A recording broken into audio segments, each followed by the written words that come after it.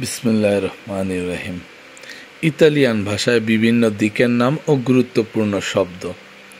ডানে দেস্ত্রা, বামে সিনিস্ত্রা, সোজা দৃত্ত, বাঁকা কুর্ভ, ওপরে সু বা সপ্রা, নিচে জু বা সত্ত, সামনে দাভান্তি, পেছনে dietro, কাছে vicino, দূরে lontano, পূর্ব est, পশ্চিম ovest, উত্তর নর্থ, দক্ষিণ সুদ, হ্যাঁ সি, না ন।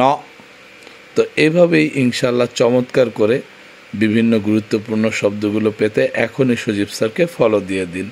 চাও চাও।